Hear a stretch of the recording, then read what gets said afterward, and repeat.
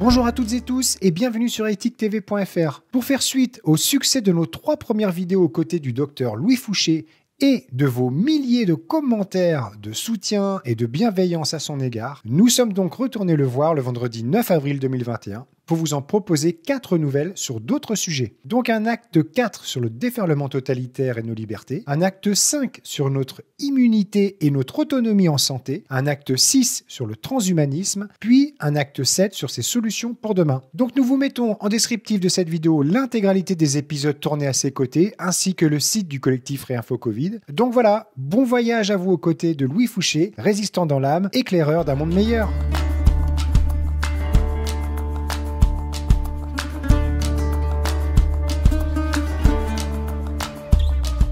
Salut Louis, comment vas-tu ?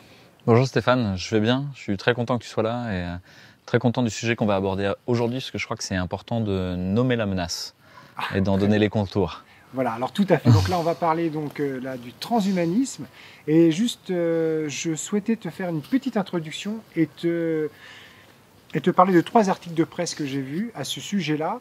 Donc dans les précédentes vidéos sur santé et néolibéralisme, tu parlais donc de personnes représentantes du mouvement du transhumanisme tels que Laurent Alexandre ou Jacques Attali, mais il y a aussi une personne qui me semble importante sur laquelle on peut parler vraiment, c'est Yuval Noah Harari, qui est une des personnes qui porte vraiment ce courant et dont j'aimerais te parler de 3 petites parutions. Donc une dans Le Point qui date du 20 septembre 2018 où simplement le titre était Yuval Noah Harari, le penseur le plus important du monde. Donc c'est quand même énorme. C'est pas rien, hein, le plus important du monde. C'est pas rien. Donc c'est-à-dire qu'on est au-dessus de Noam Chomsky. Attention, là, on est quand même en présence de quelqu'un de très important. Donc je me suis interrogé quand même. Et j'ai vu un article dans Le Monde diplomatique qui est un petit peu moins dans le sens des médias mainstream, qui disait « Nourri d'anecdotes et de précisions savantes, Sapiens de Yuval Noah Harari se présente à la fois comme une séduisante entreprise de vulgarisation portant sur l'histoire de notre espèce et comme une réflexion sur le sens de cette histoire. La pédagogie se double ainsi de considérations qui, sous couvert de science, trahissent une banale défense de l'idéologie dominante. » Donc le premier volet de sa trilogie Sapiens s'est écoulé à 8 millions d'exemplaires dans le monde. Sapiens a été loué par monsieur et madame Bill Gates, Mark Zuckerberg, Barack Obama, Carlos Ghosn ou encore l'artiste Damien Hirst. Donc impressionnant, Harari est ainsi adoubé comme un maître penseur, y compris par Jared Diamond, l'auteur du célèbre Effondrement. Et puis la FNAC écrit un livre monument, audacieux et provocateur, qui remet en cause tout ce que nous pensons savoir sur l'humanité. Et puis un dernier article que j'ai trouvé dans transhumaniste.com, qui couronne bien qui explique bien les choses. Donc depuis sa sortie en 2017 en français, beaucoup de gens dans le monde ont lu le livre de Yuval Harari, Homo Deus. Alors donc dans sa partie introductive, celui-ci avance que dans les décennies à venir, l'humanité va chercher à réaliser par la technique 3 objectifs majeurs. Donc le premier serait d'éradiquer la mort, le deuxième d'atteindre le bonheur et le troisième l'omnipotence. Donc voilà, je te laisse maintenant prendre la parole et nous dire un petit peu ce que tu penses. Merci Stéphane pour cette introduction parce qu'elle permet de donner un nom à la menace, comme je l'ai dit en tout début. Et c'est important d'en prendre conscience en fait, parce que petit à petit, la petite musique de la propagande qui vous vend Noam Yuval Harari ou Jacques Attali comme le grand penseur qui déterminerait le futur, vous met dans la tête que c'est ça le futur. Et aujourd'hui, on a de très nombreuses personnes qui sont en fait dans la bourgeoisie nantie des villes avec des postes à haute responsabilité, des cadres d'entreprise ou des professeurs de médecine ou des médecins qui sont persuadés que c'est cet avenir-là qui va se réaliser, avec des petits robots qui vont nous soigner, des petits robots qui vont nous opérer, des petits algorithmes qui vont optimiser notre expérience utilisateur de la vie. Je crois que c'est une illusion qui renvoie à des mythes très anciens de la Grèce antique. Vous pouvez retrouver un propos que j'ai tenu sur le sujet dans une conférence qui s'appelle Anthropologie de la technique et qui a trait à la technique justement et à sa séduction. Donc on va le mettre en descriptif de la vidéo. Ouais. Et j'y expose un concept ancien qui est celui de l'hubris. L'hubris, c'est celui de la démesure, la folie des grandeurs, l'orgueil. L'orgueil de l'humanité qui veut être Dieu à la place de Dieu, qui veut être le démiurge à la place du démiurge, qui veut tout contrôler, tout prédire, éviter le moindre écart par rapport à son désir. Et finalement, cette tentation-là de l'humanité passe par construire autour d'elle un monde d'artefacts, un monde entièrement en plastoc et en béton, un monde où tout est contrôlé de A jusqu'à Z, un monde où toutes les prédations de ressources sont administrées, gérées. Ce rêve-là, il n'est pas d'hier. Déjà dans le Léviathan de Hobbes, Hobbes développe l'idée que la ville idéale, ce serait une ville où justement tous les flux de personnes seraient exactement bien faits, où la taille des rues serait exactement comme il faut pour que les gens se croisent sans jamais se heurter. Finalement, il décrit la ville idéale comme le mécanisme d'une horloge, quelque chose où tout se passerait de manière indéfinie, toujours pareil, et infiniment répété. Ce rêve-là, technophile finalement, les transhumanismes s'en emparent avec une tentative de séduction pour le grand public, de dire la technique va résoudre tous tes problèmes. Si tu as le bon abonnement, tu ne pourras même ne pas mourir si tu es riche.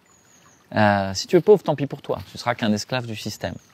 Et passe son temps à médiatiser son idéologie, à l'infuser, notamment dans Le Point, comme tu dis, ou dans finalement tous les gouvernements et toutes les politiques collectives qu'on fait. Aujourd'hui, il y a une feuille de route de la transition numérique en santé qui fait que la santé de demain est conçue par les investisseurs, les institutionnels et les politiques comme étant une santé numérique, absolument algorithmique, où c'est la technique qui décide de comment tu es en bonne santé, tu n'es qu'un rouage là-dedans. Pareil pour l'école, pareil pour ce qu'on appelle la data-driven factory, c'est-à-dire les usines gérées par la data. Un des exemples, c'est finalement les entrepôts Amazon, où finalement tout est codifié, les gens avec leur Clark ont même des petites impulsions électriques pour les diriger de manière plus précise, pour qu'ils aillent plus vite dans la récupération des colis et dans le redispatching de colis, jusqu'à ce qu'ils soient remplacés eux-mêmes par des robots. C'est pareil dans la banque et la finance, où le trading à la nanoseconde en fait n'est plus fait par des humains, il est fait par des algorithmes en charge d'optimiser le profit en permanence, au mépris complet de la réalité qui est derrière. Est-ce qu'on est en train de faire du trading sur des substances, sur de la nutrition, sur des céréales, sur le manteau neigeux de Courchevel? En fait, peu importe. Ce qui compte, c'est de faire du profit, de majorer le profit. Et finalement, les transhumanistes sont des gens qui n'ont plus aucun rapport avec le réel, sont dans un monde éthéré où leur seule peur est devenue la mort. Et où leur imagination débordante fait que si on téléchargeait leur conscience sur une clé USB, ils imagineraient ne pas mourir. C'est une illusion. Nous mourrons tous. Pourquoi ? Parce que l'hubris, dont je vous ai parlé tout à l'heure, est toujours puni dans l'histoire antique par la némésis, la colère des dieux. La colère des dieux pour remettre l'humain à sa place, pour lui dire « tu n'es pas Dieu ». Ce n'est pas toi qui décides du destin des choses et de l'administration du monde. Donc Icare se brûle les ailes en essayant de monter jusqu'au soleil. Prométhée se fait bouffer le foie pour l'éternité pour avoir volé le feu aux dieux. Et cette histoire-là, prométhéenne, elle revient en permanence. Donc je crois que c'est quelque chose dont il faut qu'on prenne conscience, c'est la notion de la limite, de structurer une limite. On en a parlé dans l'idée de l'immunité. Finalement, je vous ai dit, l'immunité, c'est structurer la limite, et une limite poreuse, où il rentre des choses, il sort des choses, mais qui quand même structure un nous et structure une chose. Le transhumanisme, c'est la volonté sans limite que l'humain dépasse tous ses handicaps, toutes ses souffrances, toutes ses limites, justement. Mais comment ? En adaptant à lui des artefacts techniques, en plastoc et en métal. Et c'est-à-dire que petit à petit, si on revient à ce qu'on a dit sur l'immunité, l'humain admet de ne plus être un humain. Et donc ça veut dire que le transhumanisme, c'est bien un anti-humanisme radical. C'est quelque chose qui, à la racine, pense que l'humain est insuffisant et doit disparaître pour devenir un hybride, un cyborg, ce que tu veux en fait. Alors certains disent, mais c'est la filiation naturelle avec la technique, les lunettes c'est le début du transhumanisme, t'aurais pas de lunettes, t'aurais pas pu être docteur, etc. Donc finalement t'es bien content qu'on ait fait de la technique. C'est un argument fallacieux en fait, parce qu'il met dans le même champ l'idée de remédier à une souffrance ou alors l'idée d'augmenter l'humain. C'est pas la même chose. Remédier à la souffrance par la technique, pourquoi pas? Mais on pourrait même imaginer d'autres solutions et dire c'est pas grave que je vois flou, je serai jamais médecin et alors? Peut-être que je ferai autre chose. Avec ma vision floue, j'amènerai autre chose à l'humanité. Donc là, encore une fois, j'ai admis en mettant ces lunettes de rentrer dans un modèle normatif où mon intelligence est mise au service du système. Dans le transhumanisme, il y a l'idée de s'augmenter en permanence, d'être plus que ce qu'on est. À tel point que j'ai pu assister à une conférence avec un philosophe qui s'appelle Bersky, qui est suisse, qui a l'air d'un petit vieux gentil, et qui en fait a un discours extrêmement inquiétant, qui correspond à cette menace dont je vous parlais tout à l'heure. Parce que tout son discours, pendant toute la conférence, a été de donner des tentations. De dire, mais si vous pouviez apprendre une langue en une nuit, vous le feriez, non? Si vous pouviez avoir le plaisir sexuel d'un coup en branchant un jack, une clé USB, vous le feriez, non? Tout était lié en fait à la tentation. Et qui est-ce qui donne des tentations? Dans la Bible, c'est drôle parce qu'on vient de passer les fêtes de Pâques, mais pendant la traversée du désert, Jésus rencontre le diable par 3 fois. Et à chaque fois, c'est ce qu'on appelle les tentations au désert. Et le diable dit, puisque tu es le Fils de Dieu, tu peux bien transformer ces pierres en pain, quoi, puisque tu as faim. Et Jésus ne répond pas. Il répond jamais au diable, parce qu'il ne faut jamais lui répondre. Parce que le diable est un menteur, et que vous ne pouvez pas discuter avec un menteur. Jésus répond par les textes, répond par l'histoire, répond par l'enracinement. Et il dit, il est écrit, l'homme ne vit pas que de pain. Deuxième tentation, le diable lui dit, je vais te monter au nu et tu auras toute la puissance. Tu seras le roi du monde, tu auras toutes les richesses, tu auras toute la matérialité. Parce qu'il m'est donné en partage, à moi le diable, c'est drôle parce que dans le texte, le diable dit, c'est moi qui suis en charge de répartir la richesse et la gloire. C'est le diable qui répartit ça. Et il dit, ok, tu les mérites, mais je te demande une seule chose, prosterne-toi devant moi. Et Jésus refuse et dit, il est écrit, tu ne te prosterneras que devant ton Dieu. Et donc il refuse de se prosterner devant le diable. Ça rejoint toutes les histoires sur le veau d'or, sur Mammon, sur tous ceux qui se sont prosternés devant l'argent, devant le pouvoir, devant la gloire, et pour en avoir eux-mêmes, et qui se sont asservis à ce pouvoir-là. Si vous vous asservissez au transhumanisme, pour être éternel, vous serez à jamais des esclaves. Et de qui? Des tenants du système technique, des Carlos Ghosn, des Bill Gates, tous ceux dont on a parlé déjà, des Mark Zuckerberg. Donc bien sûr qu'il ne faut pas se prosterner devant les gens sur un miroir aux alouettes qui serait éternel. Et c'est la troisième tentation au désert. Le diable dit, mais tu veux pas mourir? Parce que moi, là, je vais te prendre en l'air, je vais te jeter et tu vas mourir.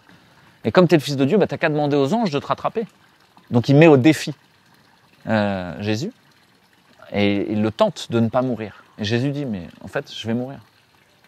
Et il lui répond, il est écrit, tu ne mettras pas à l'épreuve ton Seigneur, ton Dieu.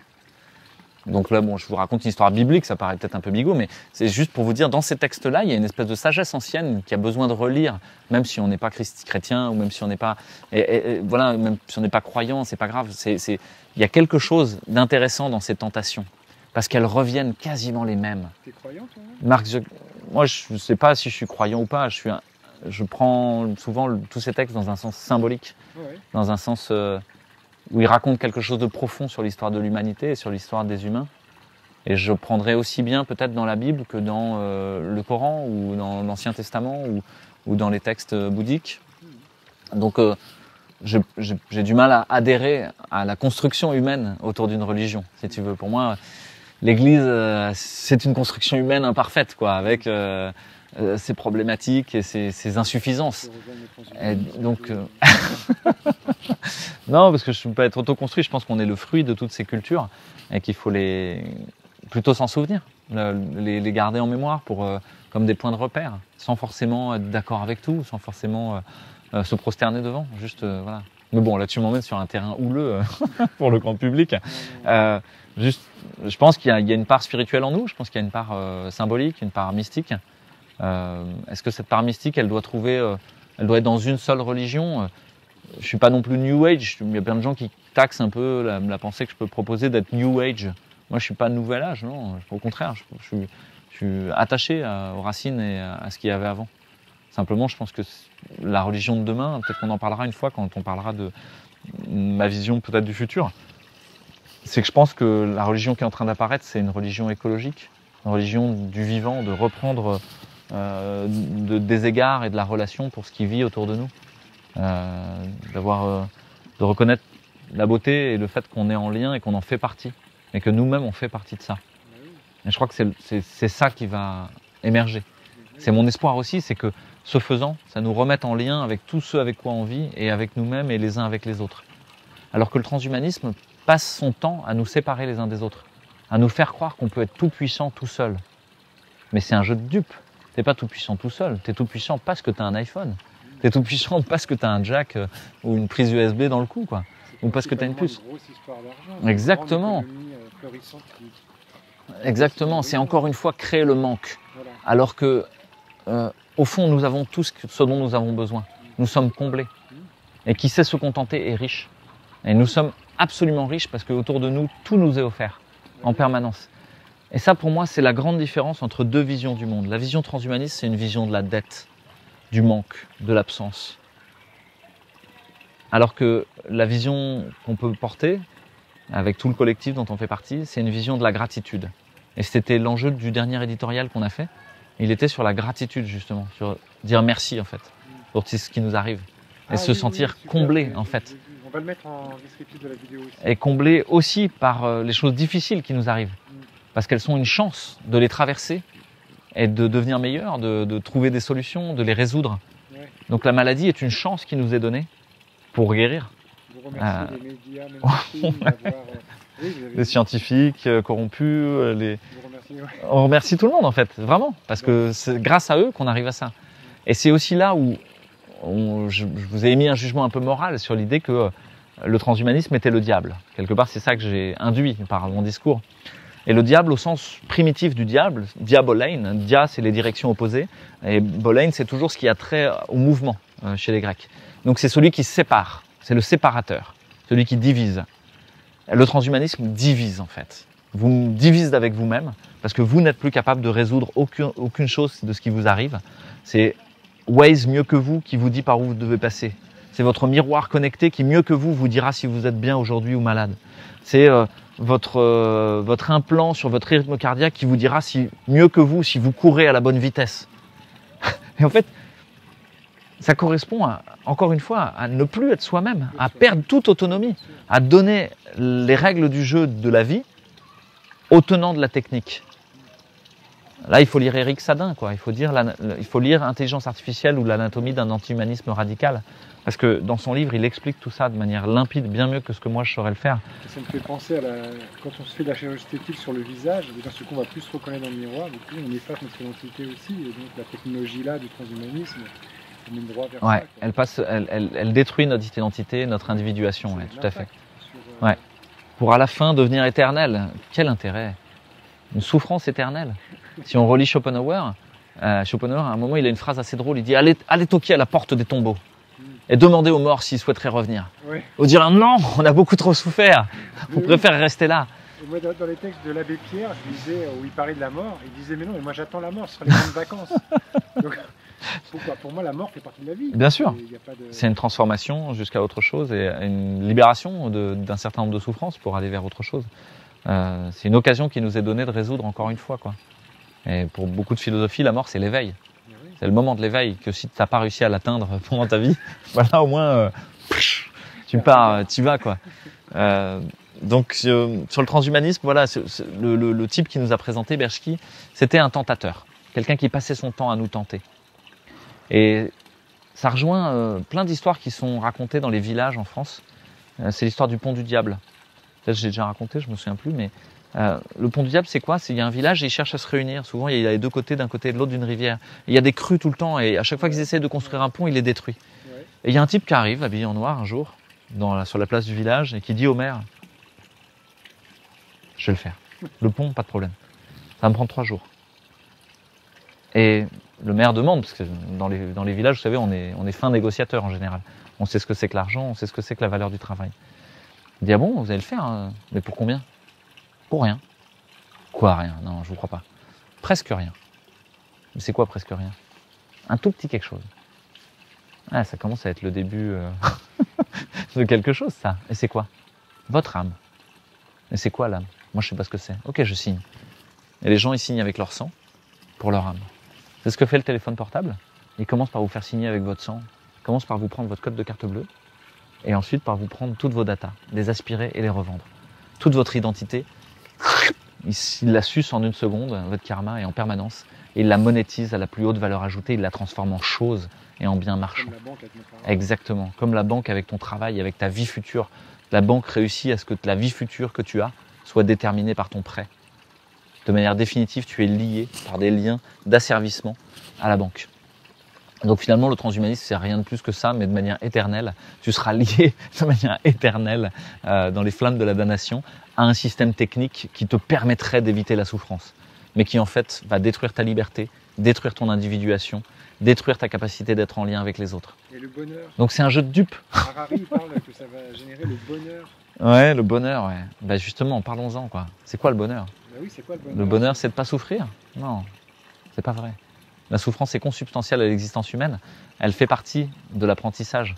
C'est pareil, je vais peut-être paraître vieux jeu, là. Mais un enfant qui débaroule les marches de l'escalier dans une combinaison de sumo gonflable, alors qu'il essaie d'apprendre à marcher, va jamais apprendre à marcher. Il va même trouver ça rigolo de descendre l'escalier en roulant dans sa combinaison de sumo gonflable.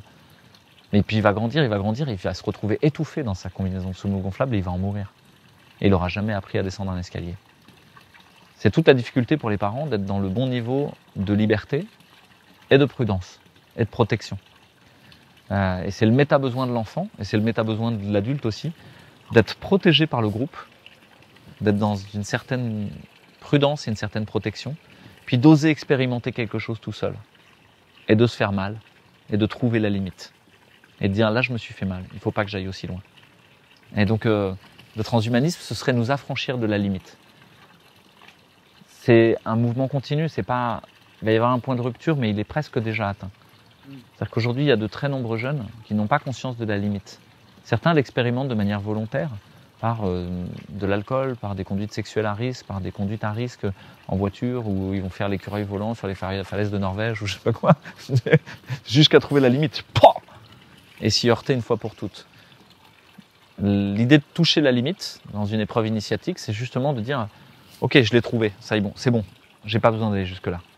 Et je suis devenu autre chose au passage. » Alors que si tu viens t'écraser dans la limite et en mourir, en fait, c'est pas une bonne initiation quoi, à ce moment-là. Donc, voilà. Donc, sur le transhumanisme, je pense que c'est vraiment un jeu de dupes, un miroir aux alouettes. C'est un système marketing pour prendre le pouvoir. Ouais. C'est un outil marketing de prise de pouvoir. Parce qu'à la fin, ces mêmes gens qui vous vendent ce système-là, de manière étrange, sont ceux qui touchent tout l'argent. Et ont tout le pouvoir. Donc on devrait s'en méfier comme de la peste.